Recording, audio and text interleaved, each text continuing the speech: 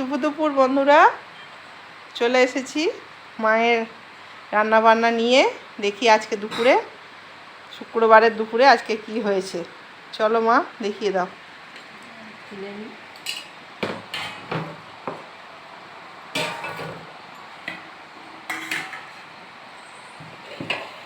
সাদা ভাত,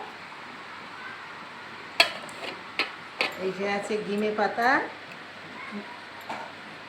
পাতুরি বলতে হবে, বড়া ঠিক নয়, আমি এরকম করে করেছি তাই।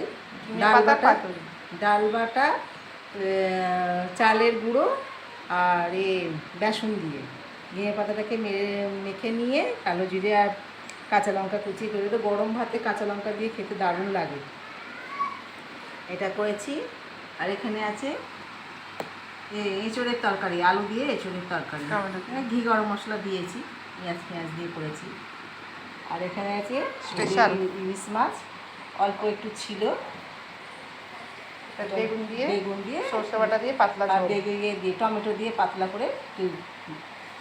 ইলিশ মাছ যাই করো না কেন, বেগুন দিয়ে সরষে বাটা দিয়ে মনে হয় যেন একটা মনোরম খাবার। আর এই যে সবশেষে আমের চাটনি। এই হচ্ছে আজকে দুপুরের মেনু। তো আপাতত এই পর্যন্তই। আবার তোমাদের সাথে পরে দেখা হবে। সবাই ভালো থেকো, সুস্থ থেকো। আর আমাদের ফেসবুক পেজটা একটু ফলো করে দিও, আর লাইক করে দিও, একটু কমেন্টস করো প্লিজ তোমরা, কেমন লাগছে আমাদের ভিডিওগুলো। আর ইউটিউব চ্যানেলটা একটু সাবস্ক্রাইব করে দিও।